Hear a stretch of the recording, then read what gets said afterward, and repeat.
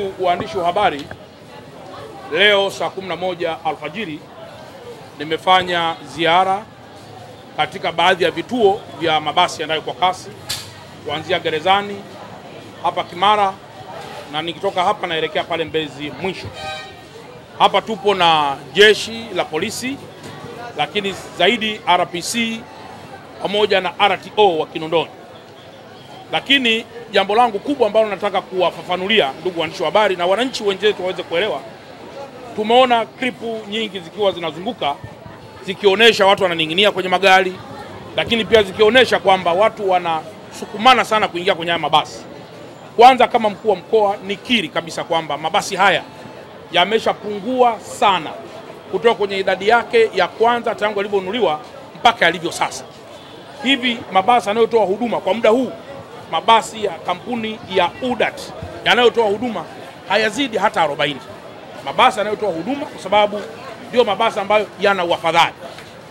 Kitu ambacho kimefanyika, Mheshimiwa Rais wa Jamhuri ya Muungano wa Tanzania ameagiza haraka sana, kama ambavyo niliwapeni taarifa siku ya kwanza, kwamba kila barabara apatikane mtu wa huduma mmoja, ili kuwe kuna ushindani wa utoaji wa huduma katika barabara hizi: barabara Moro Road, barabara Kilwa Road, barabara ya Mwalimu Nyerere ile kwenda airport, pamoja na barabara zingine ambazo ziko mbioni kukamilika. Barabara hii tunayoizungumzia leo ya Morogoro Road hii, amepatikana mtu wa huduma mmoja nje na UDAT. Maana yake ni kwamba kwa muda huu, muda sio mrefu, mabasi yataingia, mabasi ambayo yatakuwa ni kampuni tofauti na UDAT. Na kwa nini yamefanyika namna hiyo? Imefanyika namna hiyo ili apatikane mtu mwingine mwenye nguvu, mwenye uwezo wa kiteknolojia wa kuweza kuingiza mabasi haya. Mwanzoni, kama mnakumbuka vizuri, UDAT, serikali na hisa kwenye UDAT. Hata tukaona hapana, ni vizuri mabasi haya sasa yakaendeshwa na kampuni binafsi ambao watakuwa na uwezo mkubwa wa kusimamia masuala yote yanayohusu upakiaji wa abiria. Lakini barabara ya Kilwa Road, ndugu zangu waandishi wa habari, na yenyewe tulisema ifikapo tarehe 15 mwezi wa 8 kutakuwa tayari kuna mabasi mapya yanayoingia kutoka nchini China. Ninayo furaha pia kuambia kwamba kweli ilipofika tarehe 15 magari yote yalikuwa yako kwenye bandari ya Dar es Salaam. Baada ya hapo ilikuwa ni kuanza kushughulika na masuala mengineyo, ikiwemo mambo ya import duty, mambo ya VAT, ili tuweze kuyatoa kwa release order moja ya mabasi yaweze kufanya kazi. Mabasi ya kampuni ya Moffat kwa njia ya Kilwa Road yaliyokwisha fika mpaka sasa yako 151, na mara ya kwanza tarehe 15 yaliingia mabasi 99.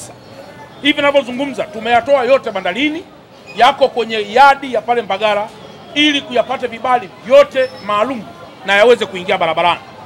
Ninayo furaha pia kuambia kwamba Mungu akijalia, kwa namna ambavyo Mheshimiwa Waziri Mkuu amepata pia maelekezo kutoka kwa mamlaka na kutusimamia sisi, wiki hii mpaka wiki ijayo mabasi ya kampuni ya Moffat yatakuwa tayari yamekushaingia barabarani kwa ajili ya kufanya kazi kwa ile njia Mbagala. Sasa kilichopo kwenye barabara hii ni nini? Tulichokiamua kwenye barabara hii mpaka muda huu, kwa kuwa mabasi haya ni machache, na kwa kuwa mabasi haya demand yake imekuwa ni kubwa kuliko supply, tulichokifanya sasa, tumekushakaa na kampuni inayotoa huduma barabara ya Kilwa Road, ili angalau sasa baadhi ya mabasi yaanze kutoa huduma kwenye barabara hii ya Morogoro Road. Halafu mabasi ya Morogoro Road yatakapokuwa yamefika, mabasi haya ambayo tutakuwa tumeyaomba kutoka kwenye ruti nyingine yataendelea na ruti nyinginezo. Swala msingi ni lini sasa mabasi haya yanaweza kuwa yamefika kwenye barabara hii? Muda wowote kuanzia kesho, tunatarajia Mungu atakapojalia tutatue jambo hili angalau kwa nusu, tukiwa tunasubiri mabasi ya muda mrefu ambayo yamefika. Swali jingine, je, kwa nini labda mabasi yasije kwa haraka? Ndugu zangu, mabasi ya mwendokasi yanazalishwa kwa order. Lazima yawe na specifications ya mita 18, si mita ngapi. Kwa hiyo lazima upeleke specification kwenye kiwanda ili aweze kuzalishwa kwa mahitaji ya barabara hiyo. Hiyo ndio jambo la msingi ambalo nimeona ni muhimu niwaeleze ndugu zangu waandishi wa habari. Sasa nitoe rai kwa wananchi wetu. Kwanza, tunaendelea kuwaomba msamaha mkubwa sana na kuwataka radhi, kwa sababu tunajua hamna serikali ambayo ina nia ovu na nia mbaya ya kuwataka wananchi wao wahangaike. Yote hii je, mnafahamu kwamba Mheshimiwa Rais wa Jamhuri ya Muungano wa Tanzania ndiye ameleta mfumo maalum wa kuhakikisha kwamba huduma hizi zinatolewa kwa ushirikiano mkubwa kati ya private sector na government sector. Kwa sababu tukiwa sisi tu kama serikali, kuna baadhi ya vitu pia tunaweza tusiwe perfect, na tukiwa wenzetu tu wa private sector kuna baadhi ya vitu pia wanaweza siwe perfect.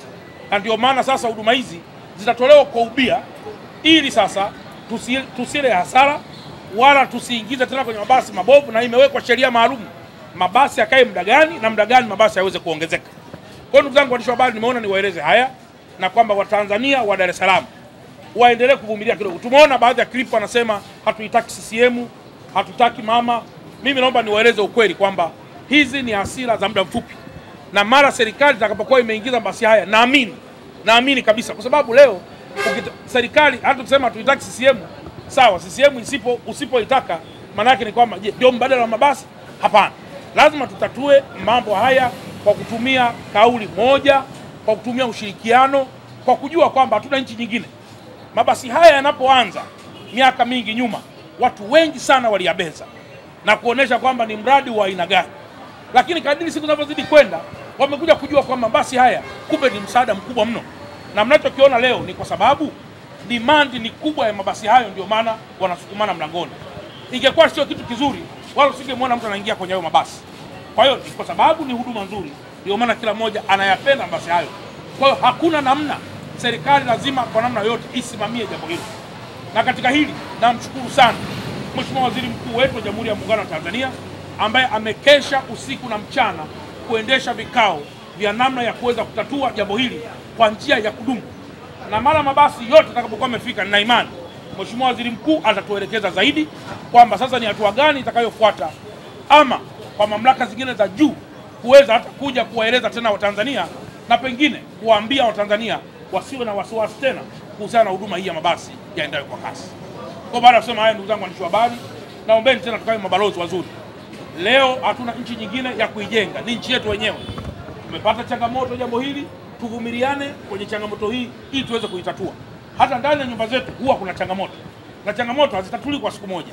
Zipo changamoto kwa nature tofauti utatuliwa kwa siku moja, na kuna nature zingine hazitatuli kwa siku moja. Wengine wanasema kwa nini tusiingize mabasi ya kawaida yapite hapa? Hapo tunaweza tukaleta disaster kubwa, kwa sababu tunafahamu milango ya mwendo kasi ipo upande huu kwa sababu ya namna structure za stand zilizojengwa, lakini mabasi ya kawaida hayana structure hizo. Kwa hiyo watu watakuwa wanashukia huku, wanagongwa, wanakufa, mwisho anakuwa tena matusi kwa serikali. Kwa hiyo naombeni tuendelee kuwa na huo uvumilivu. Nishukuru jeshi la polisi, kwa sababu wapo baadhi ya watu ambao wanadhani wakiona watu wananing'inia wanaweza kuliona jeshi la polisi kwamba halina msaada. Hapana. Tunacho struggle hapa ni kwamba tumekwisha ona tatizo na lazima tusaidiane kwa pamoja kwa njia za kawaida. Juzi polisi aliposimamisha basi ya mwendokasi, mle kwenye basi wakaanza kupiga kelele, hatumtaki polisi, hatutaki jambo hili. Sasa ndugu zangu, polisi hata ukisema kwamba wana uzembe wao, walijaribu kusimamisha basi moja, lakini huko ndani akawa ni makelele makubwa. Tuvumiliane, twende kwa busara ili nchi yetu iweze kwenda vizuri. Kuna swali lolote? Ndugu waandishi wa habari, mmenielewa yote? Mmenielewa yote ndugu zangu? Basi nawashukuru sana kwa kunielewa, na kama kuna mtu yoyote anadhani ana swali ili aweze kuripoti kitu ambacho kipo sahihi na kimetoka kwenye kinywa changu mimi, aniulize swali. Kwa sababu mwandishi wa habari ni agent mkubwa wa taarifa za serikali kwa wananchi na taarifa za wananchi kwa serikali. Kama mmenielewa, basi nawashukuru sana na asanteni sana.